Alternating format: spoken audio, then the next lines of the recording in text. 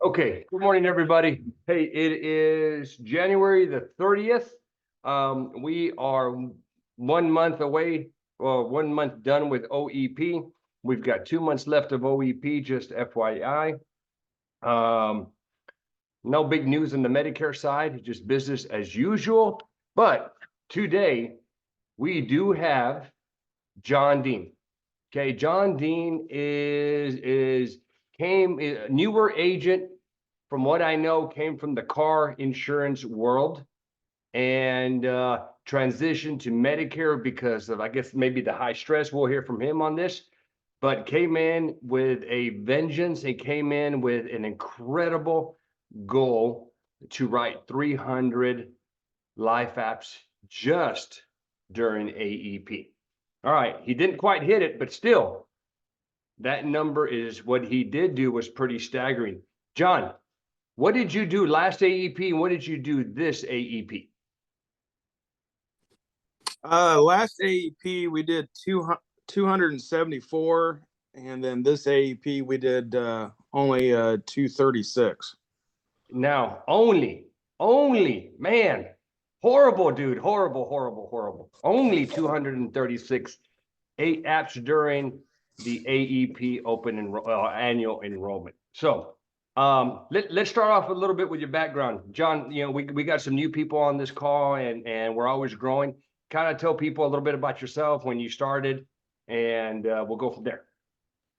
So I started in the insurance world, and I wrote my first insurance policy in December of 2018, and it wasn't for our group or anything. It was just me trying to explore. I spent 20 years in the car business, renting car dealers, running F&I offices, selling cars for a little bit before I went into management. And I thought I was on my path to become an owner in the car industry. And I don't know, just the high stress level of the car business, working 60, 70 hours a week for somebody that's pretty much, most car owners, if you ever know them, that owns the dealerships, they're kind of assholes, but they're where they're at because of that. And it's a high stressful job. This job that we're in, we can make it as stressful as we want, but I'm my own boss. And I put a lot more stress on me than I feel any other boss would ever put on me. Yeah, I agree with you, man. Working for yourself, nobody puts that amount of pressure on you like you. Yeah. So yeah, my first AEP, I didn't buy any leads. I just worked all my final expense leads, and I wrote about 70.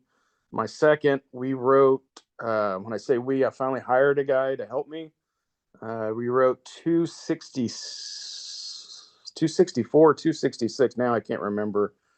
And then the next one we did 274. And then this one, I don't know what happened, but it 236 was our number. But I'm not happy with it at all. I don't think you opened up that what, $400 or $500 bottle of bourbon because you didn't hit your number. I didn't. Did you open it? Yeah, I did not open it. It's still on my shelf. Okay. Yeah, high dollar bottle of bourbon, and he was like, man. And I was like, dude, I'm gonna send you a little test tube, put some in there, and ship it to me, man, and I'll drink it with you. And but let's kind of 236. That's not a bad number. Shoot, agents, may even a great agent to do that amount in a year is still tough. And you did it during AEP. So let's kind of start off. Okay, you came in here with your how much knowledge with Medicare did you come in?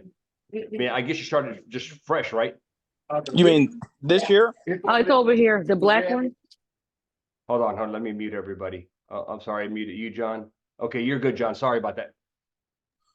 You mean okay, so say your question one more time. So you didn't come in with a lot of experience. I mean, you came into this field with zero background. Is that correct? Right. Yeah. I mean, the only thing my background is selling. I sold something for 20 years in front of somebody, looking them in the eye. So that's my background, is selling them something. So I knew I'd be good at it. Okay. So when you started, John, so we got some new people here. What did you do to prepare yourself knowledge-wise to be ready? I mean, you came in, I guess, right around the AEP season. What did you do to get prepped up for them?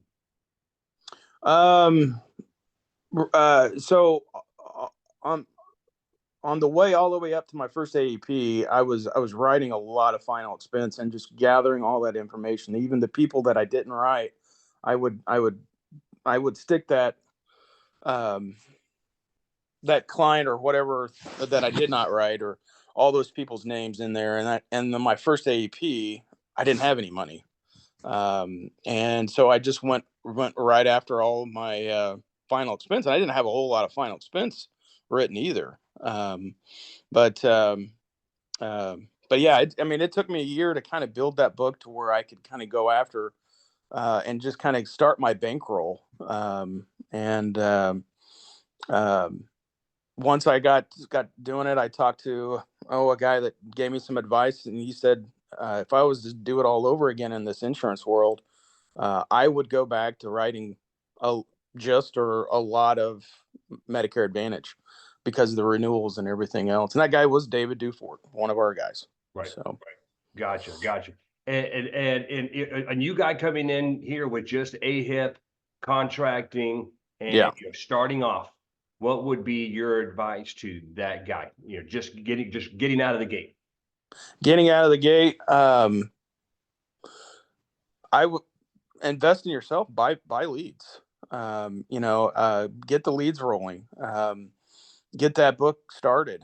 Write your first policy. I mean, that should be your number one goal. A lot of people, I spend a lot in leads, and I believe in buying leads. But that's your lifeblood. If you own a Subway shop, the bread is your leads. Basically, that's what brings people in, is the sandwich. And if you don't have enough to make the sandwich, then you're not going to sell any sandwiches.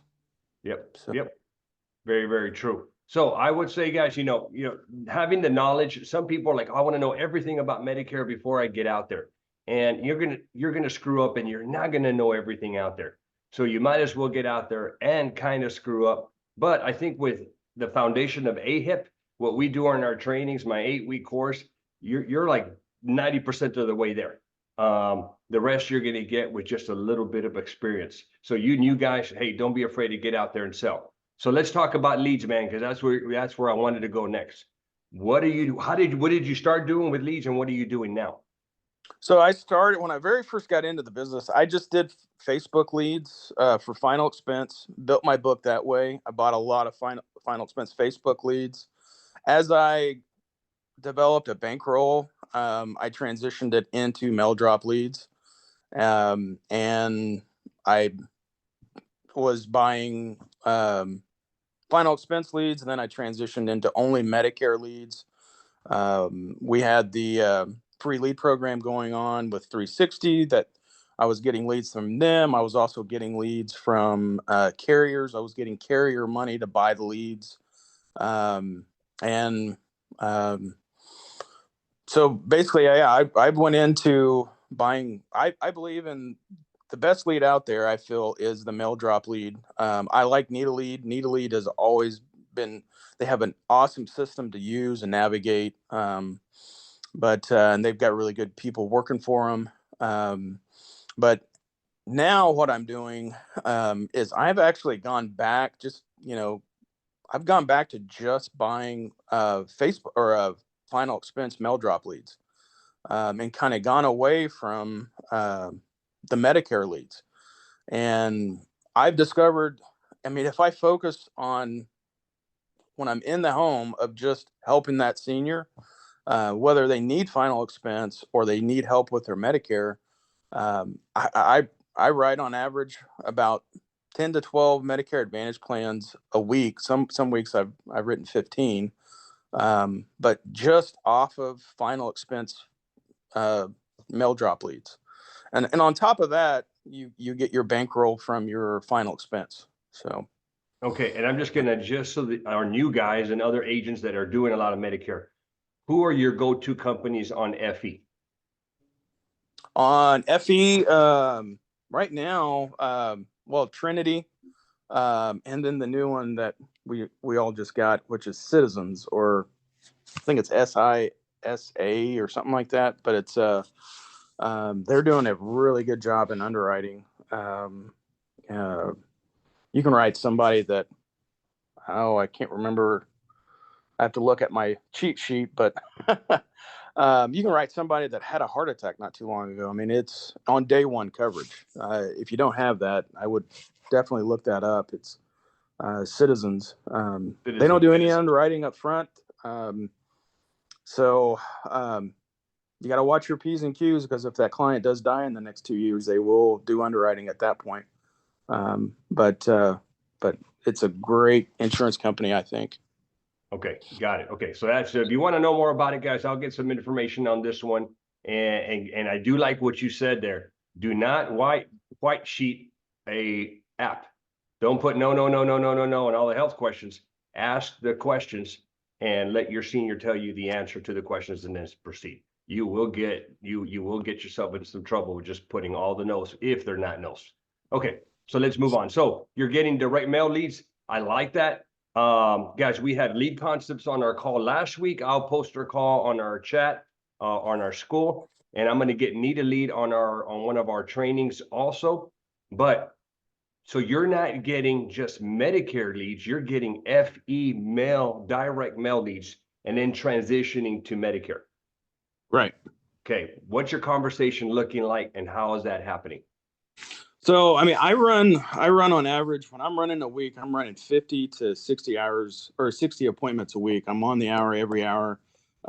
It's Tuesday. I'm in the field Tuesday through Saturday. We do between 10 and 12 appointments a day. We double book, typically 1 to 2 in that, because I get pretty ahead. But when I'm in the home, I'll go in the home, I'll sit down with Miss Betty, and the first thing I do is I really don't build much rapport. I say, hey, Miss Betty, the reason I'm here is you had filled out this card, and I'll show her a picture of the card, or I'll have the card with me. And you filled this out with question information about the state regulated final expense programs. I'll have an info sheet that I do or an intake form, and I just start asking her questions. So I just got to ask you a few questions to see exactly what you do qualify for. And it's almost the same intake form as a Medicare Advantage intake form if you're running those appointments and doing them right. So, hey, Miss Betty, I do have to ask you a few personal questions, but it's just about your health. So if you're okay with that, I'm going to kind of get started. What's your date of birth? So let me ask you, if you were if someone was to ask you how your health was, from 0 to 10, 10 being the worst health you've had, or I'm sorry, 10 being the best health you have, and 1 being the worst, where would you think you fall? She answers, blah, blah, blah. And I go, oh, okay. If it's really bad, oh, Miss Betty, I'm really sorry to hear that. If it's really good, hey, great. That's great. And then, so let me ask you, have you ever had anything wrong with the heart? Have you ever had cancer? Have you ever had anything wrong with the lungs, like COPD or emphysema? Have you ever had a heart attack? And then, about roughly how many medications does your doctors have you prescribed? And I'm not counting anything over the counter, just what they have you prescribed. And then I get into the medications, see exactly what they're taking. And then, guys, when you have all that information, you know what direction pretty much to take them if you're writing a Medicare Advantage plan with them right there. I mean, if you've been in this business for a while. If you haven't, you'll learn real quick. But you'll have all the information right there. And so my next question is, so Ms. Betty, do you have any kind of life coverage currently right now, whether it be final expense or life insurance? Yes or no? And then currently, I'm assuming you're on Medicare because you're over 65.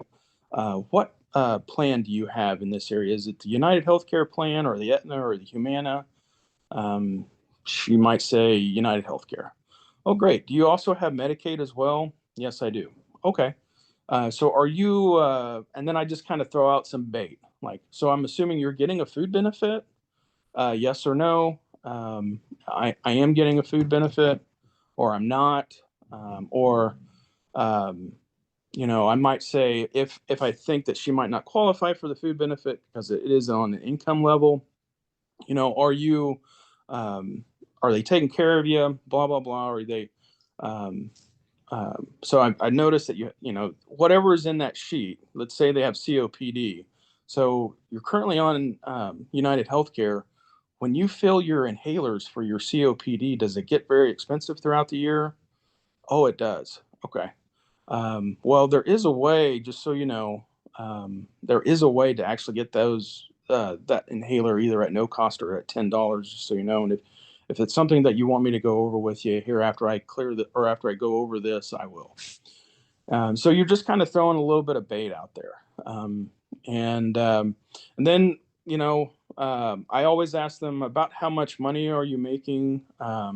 They might say, I make, let's just say $1,000 a month. So Miss Betty, you're making $1,000 a month on your Social Security. Does that go into a checking account or does it go into a direct express card? So you want that information, especially if you're selling final expense. You want to know that up front. So he or she tells you, and then you present the final expense.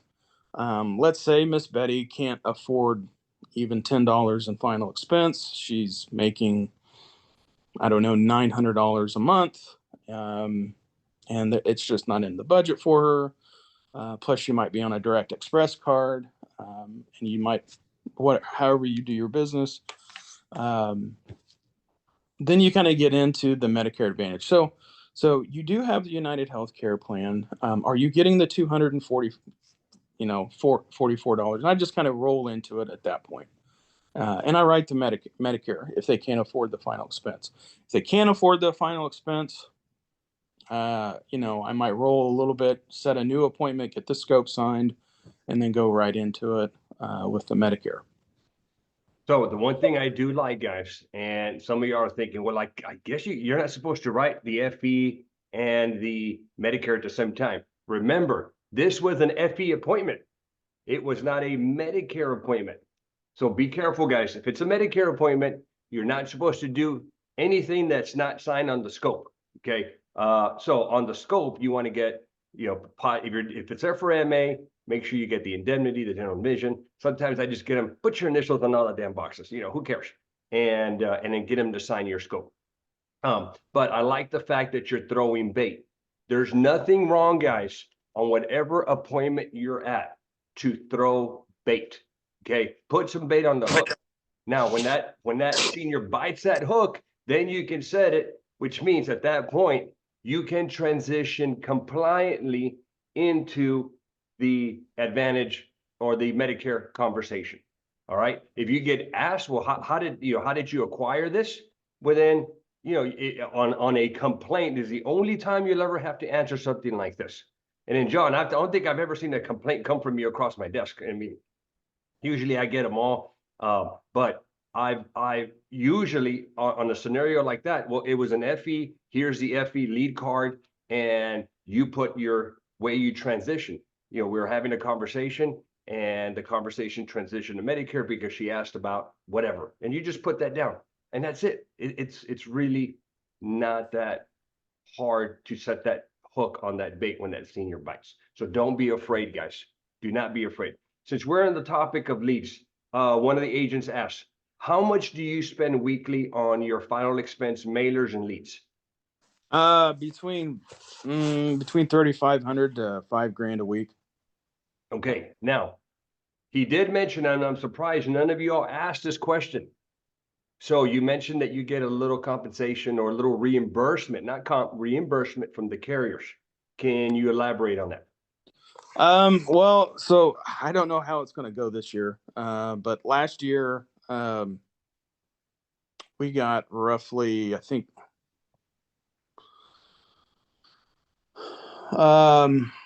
about $32,000 from carriers, Medicare carriers. There's some new changes this year, and so I don't know how much they're going to give us. And they got really, really tight there in AEP. And I'm a big dog here in Kansas. There's not very many people in Kansas that can write what I write, and between Kansas and Oklahoma. Um, so, I mean, they've thrown us a lot of money at me. I got 10 grand from one carrier during AEP, and the rest of the carriers I got maybe 2 grand. United Healthcare didn't give me squat. They gave me $1,000. I tried not to write them, but So here's the bottom line, guys. The only way you're going to get money is you got to talk to your local reps. mhm. You're not going to get on the local reps radar if you're not producing some big numbers. Okay. What's your conversation like with a rep when you're trying to pick their pocket? I'll call them. I'll have the email pretty much written or really close to sending off. And I'll have, hey, this is the areas that I'm wanting to work. This is how much I'm planning on spending. How much can you help me on what I'm planning on spending here? And it's a big order. I mean, it's like especially during AEP. I mean, it's a $35,000 order. Hey, I'm doing this. What can you help me with? This is what I'm planning on doing, whether you help me or not. But if you help me, you're going to get a whole lot more apps. I mean, along those lines, you don't want to just come out and say it like that, but I mean, hey, this is what I'm planning on doing. You know what I can do. You know what I've done in the past, and these are the areas I'm working. I'm working this county, and especially like we had a lot of counties in Kansas that opened up for a couple of carriers like Aetna, and there was a few new counties for United Healthcare. I hit those carriers up, say, hey, I know you're moving into this county. I work this county, and this is what I've done in the past. What can you give me? And they really like to hear that. And they really like to hear that you have skin in the game. Hey, I'm going to spend 10 grand for AEP. If you help me out, you know, get it to 15 or $20,000, where now I'm getting more and more leads, and I'll work even more harder for you. Guys, and I'm going to tell you, when you put that email out, I've done it before, I've asked, and yeah, some of these carriers are a little tight with money. They may email you back, say, sure, we'll help you out, fill out this form. Make sure you give them a game plan. They doesn't say, hey, can I get a couple grand from you? I'm like, well, what for? Okay. You got to give them a game plan. Like John was saying, what counties are you going to work? Okay. How much skin in the game are you going to put? Where are you going to get your stuff on? Okay. You just can't say, hey, I'm going to work, XYZ county. And I like a little money. Tell them what you're going to do. I'm going to order direct mail leads. I'm going to run seminars. I'm going to do this and this and this. And I'm going to use my funds as well as anything you can give me so that I can do this. My goal with you, Mr. Rep, with this company is to at least write X amount of policies. All they can say is, no, we can't do it. Or you know what, you ask for 10 and they give you 5. Hey, take it. Take it. And then next year you pump them some numbers, and next year you're gonna like, hey, Mr. Rep, I gave you a couple hundred policies during AEP, and I'm gonna give you a bunch throughout the year. Come on, sweeten up my pot a little bit. And so I've always said to new agents, during the AEP rollouts, these are the meetings that the carriers have before AEP starts. You have got to get out there and meet your reps. Okay. During COVID, they were virtual, but now, hey, they're back and they're holding them in whatever meeting rooms. You got to get out there and meet with your reps. Okay. It is important. They're not going to come to you, especially if you're not a proven producer. Okay. Now, if you're not a proven producer, are you kind of out of luck? In my opinion, hell no, you're not out of luck. Okay. You can have a game plan and then just present your game plan to them. Okay. They know your numbers, guys. They easily can go up and hit their system and look what you've done in the past, but present them with some numbers and see what you can get. All right. So we talked, we got another question here before I move on. Have you seen Medicare fatigue? And is that why you're now ordering FE leads instead of Medicare leads? Yes. Okay. So, hell yeah, I think these seniors, especially during AEP, they get pounded pretty hard, guys. Okay. Yeah. What are your thoughts on that? I mean, You agree? We totally agree. My assistant or who sets my appointments. When I first hired him, it was very easy to set a Medicare appointment, and they all typically stuck. I mean, or can't talk. I might have two that stands me up, and now when I run a 10 appointment day, I have 3 to 4 that stands me up on Medicare, or they won't open the door. So it is it's getting back to where final expense was. Now, when we're ordering final expense leads, it's like it's switched over, because seniors are so tired of hearing, and then right when they pick up the phone, hey, this is Jake from blah blah blah, and I'm trying to sell you Medicare. So I feel that's all they're getting, and now I feel if you call them on final expense, I think it's easier right now. I think we're setting more appointments. We're getting a lot better return on investment, because you're writing the Medicare, and I mean if you're running as many appointments that I do, I mean you're writing in between 10 and 15,000 AP a week, but you got to spend the money to make it too. I mean, I'm writing that call it $10,000 in annual premium, and call it 10 in Medicare Advantage, but that's costing me 35 to, tops is $5,000 that week in leads. But I'm making a lot of money on top of it. So think about it, guys. He's spending 5. This is just to make the numbers easy. He spends 5 in a week. If he writes 10K in annualized premium, that's what AP means. We'll just throw out a commission of 100%. It could be higher. You're making 10K in commissions. Is that about right? Right. Yeah. And then if you write 10 Medicare Advantages on top of it, right now it's the first month. So what is it? That's help me out on the math there. That's call it $280 just to make it easy, times 10. Yeah. So I mean, that 3,000 more or less. Yeah. Yeah. You keep 20%, or 20% of those folks fall off because of death or someone's flipped them again. You've got an annual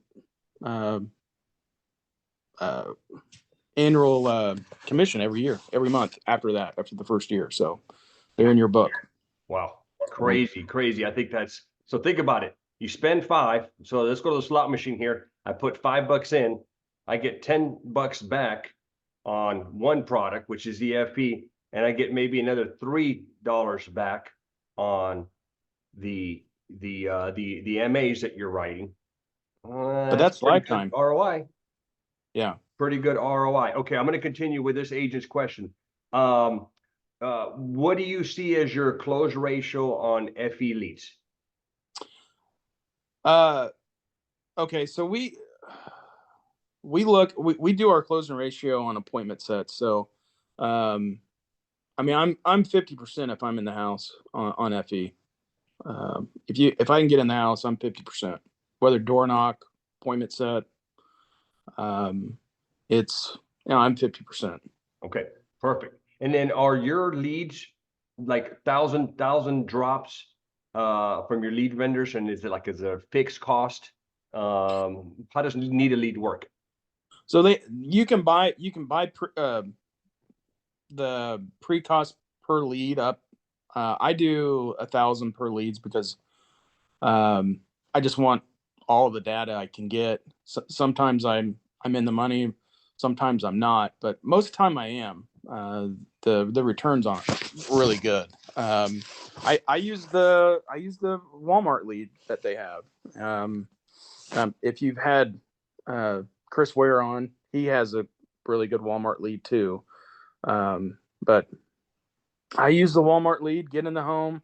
The nice thing about I feel that the final expense Walmart lead card, even though it's putting a little bit of bait out there for just the Walmart card, once you get in the house, let's say they're a complete deadbeat and they can't afford final expense and they just filled it out just to get the Walmart card, guys, they probably have Medicare. And if they're that dumb to write, just fill it out to have some big fat guy come over and give them a Walmart card, they'll probably give you their red, white, and blue card and you can write their Medicare. So just get in the home. Get in the home. Beautiful. Okay, outside of AEP, how many are you signing up? How many MAs would you estimate you're writing? So outside of AEP, so if we go back to last year, I mean, a week I would write in between 20 to 28, somewhere in between there. I think my biggest week outside of AEP was 28. But on average, and that was working just a Medicare Advantage lead. But yeah, between 20 and 28 leads. But this year, since we're only doing final expense leads, I would say my average goal is 10 or above. If I can do 10 and above a week, I keep my numbers pretty much the same, to where what I lose on my book, because I have a very big book, I'm replacing what I'm losing and I'm still gaining on top of my book, if that makes sense. So I'm still growing the book and I'm still replacing what I could be losing to death or somebody else flipping them. Yeah. And you're going to see that, guys, as your book grows, and this happens to everybody, it's tough. I would say, and, for me, I'm about 10 to 15%, I'm going to lose every year. Every day I'm getting I get an email. I'm heavy United, and I get an email from United. I'm like, oh, geez, here we go. Who died? And it's always, hey, somebody died. Somebody died. I'm like, God, I'm losing seniors because they're getting a little bit old. You can't control that. You can't control seniors leaving, relocating, and you can't control them letting somebody else in the house and them flipping your business. So I would say 10, 15% is about average. What are you seeing on your loss, your retention? Since I did it at such a high volume, I'm in between, we figured it last year and it was 16%. Okay. Which is high, but I want to say I'm still there. But I have I did it in such high volume, so fast. I mean, within 3 years, I had 1,000, north of 1,000 book set basically. And if you do that too quick, I feel you don't really see a lot of people that you wrote in the past, because you're just trying to build, and build. And so you do have a higher loss ratio. If you're writing 200 or 300 a year, you can really stay in contact with them. But if you're writing 500 plus, it's going to be kind of hard. You do your mailers, it's going to be hard to touch them enough to where you're going to, I feel, get it under that 10% where we all would like it to be. Yeah. And then, so you did something that a lot of agents don't do I would say maybe to help you with your retention, but also help you with your appointment setting, because you can't do everything. You can't be the appointment setter, the person making the calls, the appointments, and be the guy that's out in the field selling. And you had a new hire. Let's talk about that, because agents, usually they're one-man shops or one-woman shops, and they're afraid to hire. Let's talk about your hire. So I hired a guy who was in the industry. He worked for a company, Banker's Life. He worked for Banker's Life. I met him when I was first getting into the insurance business. I worked for Banker's Life for a very short period of time. My assistant, he was a trainer for them, and he knew the business pretty well. He still does. And when COVID hit, he wanted to take care of his family. His wife had a daycare. And so he came to me and asked me, hey, what can I do to help you so I can generate some income? And so that's how I found him. And so we started small, and then he's very good on the phone. Now he does basically everything for me. He answers my incoming calls. He takes care of a lot of my outgoing calls when it's getting back to clients. But yeah, I feel it's very important to have a very good appointment setter or two. A lot of the guys I talked to, especially Dave Dufour, said I put all my eggs in one basket with this guy. But this guy, he's been with me for 3 years now. He's really good. He's my best friend now. So I trust him. Build somebody that you can have trust in. But a lot of times, what I do, the type of volume that I do, you're probably going to need 2, maybe 3. I just have a really, really, really good guy. So I pay him a lot. I pay him more than you would pay 2 people, but it's by far worth it. Yeah. I mean, So and what would you say he does for you? So he sets all the appointments. If I get an angry phone call, he gets it first. If I get, Miss Betty is calling because she can't operate her card or she can't get her card to turn on, she can't get her food on that card, he takes care of all those. I really, once I write the app, client might not ever talk to me again. He does everything behind the scenes for me. Cause he knows the business just like I do, because he's been in the business. So, I pretty much have it on my phone. If they call my cell phone, I don't pick up, we repeat his number twice on it, and that they're calling him. They know it up front, because I give them my number and their number. Hey, if you or my number and his number, if you can't get a hold of me, call. He's your second call, or sometimes call him first. I've told him that. Even on my business card, I have my cell phone number, and then small, I have Jake's number, and it says Jake on the side of it. So I really don't want to. I really don't want to have to talk to clients anymore, and I don't have to, because I have him, and he's that good. Yeah. And guys, you have to scale. You got to invest a little bit of money. If you're not going to be that one person that can stay home and write all, you work your leads, do the service, you will get bogged down with service. And then all you're really doing is, if you are that one man person, you're going to get bogged down. You're not going to sell as much. You're going to service. You're going to start going backwards because you're losing clients. You just got to stay out of the head of the game, make the effort, or at least, and I would tell you, I did this yesterday with my team. I have a big screen on my office. I can write on the board on it. And I'm like, all right, guys, we got to dream it first. If you don't dream it first and think about, okay, this is what I want to do. I started thinking, hey, how am I going to write $200,000-$300,000 of premium a month?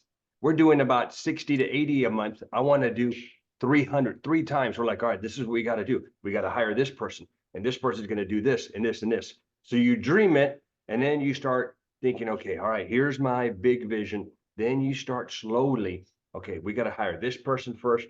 And then once this person is rocking and rolling, we're going to hire this person. And you got to make a money investment. And it's not easy. I'm sure it wasn't easy for you to hire, right?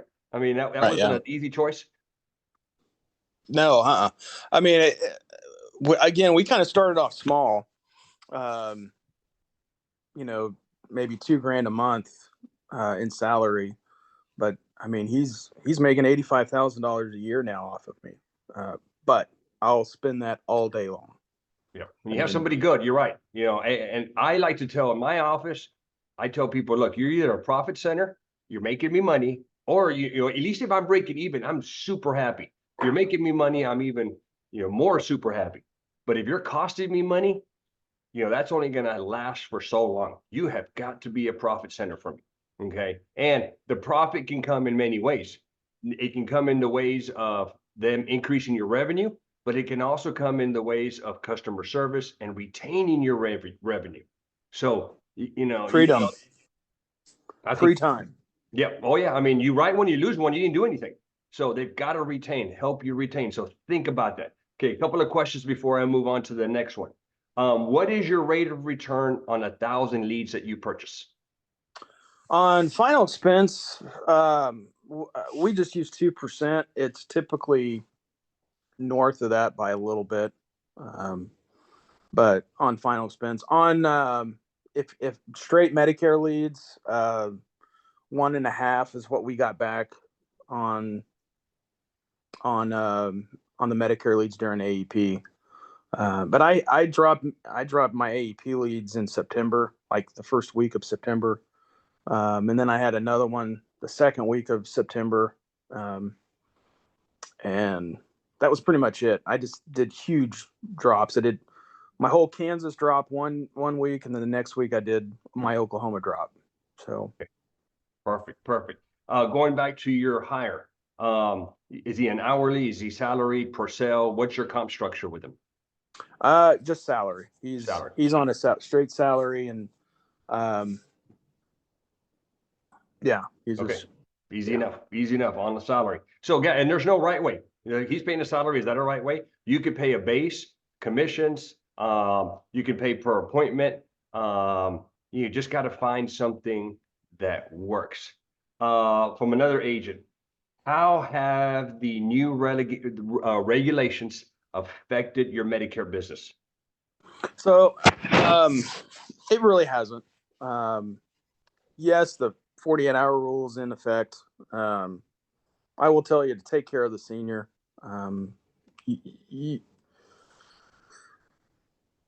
Yeah. There you go. You know what? If you let it affect you, it'll affect you. If you just do your Yeah. business, handle it the right way. And I do believe you're probably 99% face to face. Yeah, I'm all face to face. Face to face. I don't. Yeah, I might do somebody over the phone if they're my client already, but other than that, I don't. If they're not my client, I don't do anything over the phone. And it's not because,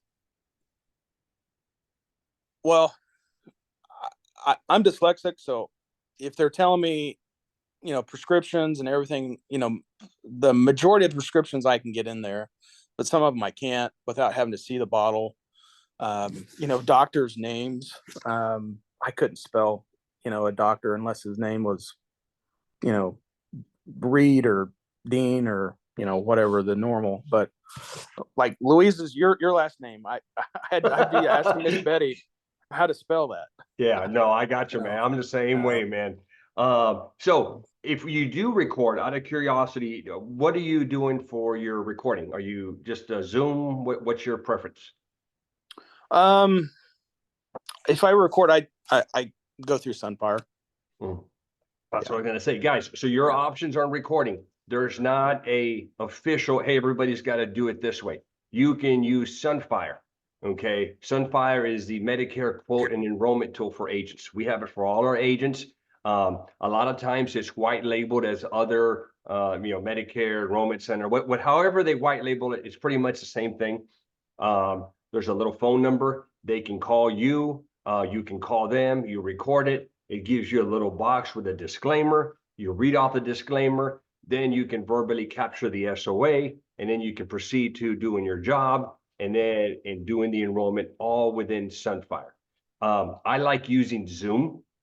I'm able to email the summary of benefits and they get to see me. I don't need to see them. I usually tell them turn off your camera and I'm recording the whole conversation.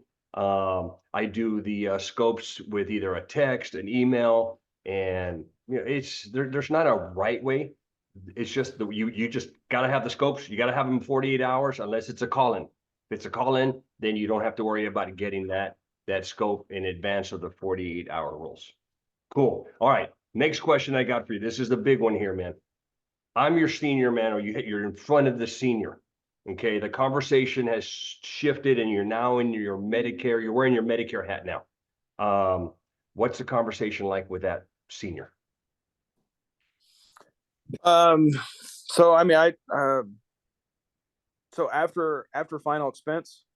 However you got there, maybe it's an MA appointment or FE, you're now talking Medicare. How do you break into I know you're pretty, last night from you were like, hey, I'm not going to do how the grandkids and look at the pictures. You go straight for the kill. So I just started by saying, well, so the reason I'm here is to either help you with final expense or help you with your Medicare.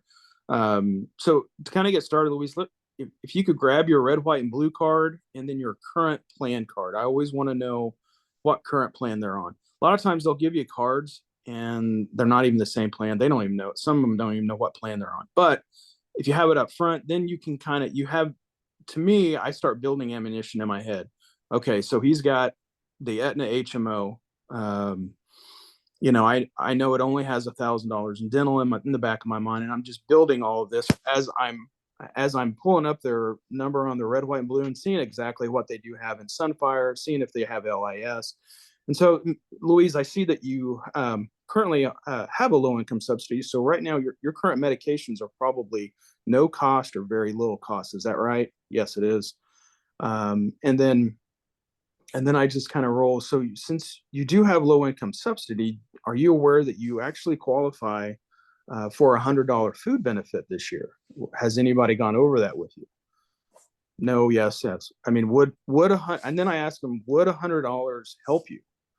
You know, I get nine out of 10 is going to say, oh yeah, $100 a month will definitely help me. Every now and then you get that guy that'll say, not really. Well, hey, find something else that will make them happy. Hey, I built that that ammunition in my head. Hey, he's only got $1,000 in dental. This guy's only got 2 teeth. You know, hey, find him a plan that has $4,000 in dental and say, hey, you know, this has $4,000 in dental. You can get your teeth fixed. You can get full set of dentures or whatever. Just again, that's how I get it rolling. That makes sense. That's Right. good. You see 2 teeth. Hey, how about we get you some new chompers? You know, hey, Yeah. what do you think? How would that change your life? And you're right. So you agents have got to learn the plans in your area. Okay, it is vital that you get an understanding, know which ones have the high dental, which ones have the high OTC, which ones have the high vision, you know, whatever it is that's going to turn your senior on, whatever need that they tell you they're going to have. Yes. Nope. Hold on here. Person keeps unmuting themselves. All right, got it. So it's super important, guys, that you do that. Make sure that you learn your plans. One thing you can do. So the next question is, well, how can you learn your plans?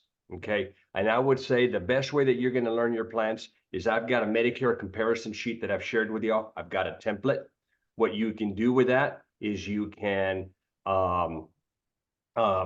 all your plans in that area and highlight what you think, you know, this plan has the highest dental. You just mentioned $4,000 dental. Maybe it's, you know, XYZ carrier. You highlight that. Which one has the best vision? Which one has the most hearing? Which one has the highest food card or OTC benefit? And you make your little visual, and eventually you'll get a feel of, okay, now I know he's got that ammo in his head. He, you know, because you got to be on the spot. You don't have a lot of time with these seniors. What's your average time with a senior? On a straight Medicare lead, if I'm in the home longer than 45 minutes, something went wrong. I'm usually out in 30. Because I'm good enough to where, and I've been doing this long enough, I can look at medications, know if they're tier 1 or tier 2. And don't do what I do right now if you're new. Just look at the medications and know, put them in there. But you start to know, especially if you've written as many apps as I have, you start to know. But yeah, I get in there and I'm pretty quick. And let's say you get Miss Betty and she says, I'm not changing. I won't change. I love United Healthcare, or I love Aetna or Humana. Hey, keep running that appointment, guys. Roll with that appointment. And then once you get in there, let's say Miss Betty is on an old HMO Gold with Humana, and she's been on there for 5 or 6 years. And I just say, hey, Miss Betty, it looks like you've never updated this plan. Yeah, it looks like you do. Humana has been taking care of you. It looks like they've been taking care of you for the last 5 years. But you're on kind of the dinosaur. It's the old HMO. You're only getting $1,500 in dental. Miss Betty, if we update you into Humana's new PPO, you get $4,000 in dental, and you just start listing the benefits. And you're not switching her. You never bring up switch. Miss Betty, I'm basically all I would do, basically what I say at the end of that, after I go over the comparison, if she's not switching, she's not getting away from Humana, or she's not getting away from company A, Go over everything with her, go over her plan and compare it with the new Humana plan that you're, going over. Hey, all I got to do is update your information with Humana, and this plan will start next month. And you'll have all the new benefits with Humana, with the carrier that you like. I'm not switching her, I'm updating her. That makes There sense. you go. It's a play on words, guys. You're still capturing the SOA. You're still doing the new application, but you're updated. That's pretty neat. I like that. I like that. And you still stay with the same carrier, possibly. I think when a senior comes in and says, "I'm not moving, I'm not doing anything," a lot of it is just smoke. Okay, you got to get through the smoke. And remember, a lot of these seniors have been taken advantage of. A lot of them get pounded compliantly, uncompliantly. They're getting mail, they're getting phone calls. It is nuts. So you just got to work your way through it. Like John said, work your way through it. Do your presentation. Tell them you're going to upgrade them. You're not switching. You're upgrading. I like that. Updating. Updating. I'm sorry. Updating. Perfect. Guys, any questions for John? He's running a tight schedule. I don't want to keep him here any longer than he needs to be. You can unmute or type your question. I don't see any more questions on here. There's a lot of good information that you've shared. Agents, you all have any questions for John? You can unmute. Bottom left of your screen, there's the mute, unmute button if you want to ask him a question directly. Don't be afraid. He's a big teddy bear. FYI, guys, while we're talking about leads, 2 weeks ago with 360, we talked about our lead reimbursement program, $75 a lead. So, you're per sale. Okay. Watch our video on that. They're paying this out. I mean, it is, if you're growing your book of business, don't be afraid to spend money on leads and then ask for the reimbursement. It's what greases the wheel. Last question I have for you, John. What's your advice for a newer agent or maybe an experienced agent, but they just are not hitting some big numbers? If you're new, I for the Medicare side of it, I recommend starting in final expense. You're gonna build a bankroll, and you're going to be in front of the same clients that need help with Medicare Advantage. So to get kind of started, if you're new, I recommend going the final expense route and then transitioning into the Medicare side of it. And if you're just if you've kind of been in the game for a while, I mean, kind of the same, start with that, get going with final expense. Don't be afraid to bet on yourself. I spend a lot, but it took me a long time to get there. When I first started, I mean, I was spending maybe between 500 and 1,000 a week. Now we've got it up to $35,000 to $5,000 a week in leads, but you're not going to do that overnight unless you've got other funds. And you probably don't want to run 50 appointments new either. You're going to want to, run 20 to 30 a week, because you're going to stumble. I recommend failing, guys. Fall on your face. These seniors, you'll never see them again if you fall on your face. It doesn't matter. If you're on the phone with them and you mess up, you're never going to see them. If you're, just let it roll off your back, but then learn from it after you fail. I've been in an appointment where I just completely messed up, tripped over myself. I just got up and I left. I said, "Miss Betty, this ain't working." I said, I'm going to start all over. And I left. And, I mean, but yeah, don't be afraid to fail. And don't be afraid to bet on yourself and buy leads. Man, beautiful, man. Well said. I like that. We're all going to fail. The one good thing is you guys have a little bit of support. I mean, you have me. If you're out there in the field and you get stuck, I'm still taking calls. I tell agents, hey, if you're not stuck out in the field, post your question on school. We'll get to it when we get to it. Okay. But if you're out in the field and you're stuck, I still get a lot of 911s. Hey, I get Luis, I'm with a client and I'm stuck. Help me out. I'll try to unstuck you. At this point, I've pretty much gone through so many damn scenarios. I don't know the plans in your area. I barely know them in my area.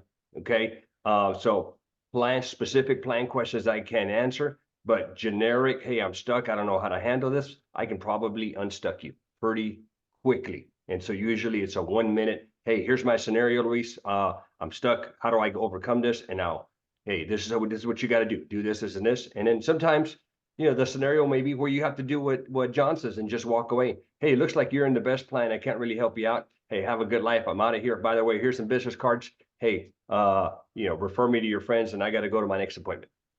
And you're off. So with that, hey, John, man, thank you so much, bro. My last question to you, this is coming from me. What's your magic number, man? When are you going to chill out? My end number? Yes. What's your end number where you're going to Total sit end there? number? When I can sell the book and walk away from it? North of 10 million. Damn. There you go, guys. Big numbers. You got to dream it, right? If you don't dream it, you're not going to hit it. I love it. 10 mil. Beautiful. All right, John, thank you for taking some time out of your day, man. I know you're a busy guy. I appreciate it. And thank you all for being on today's call. I appreciate it. Thank you, guys. Thanks. Bye.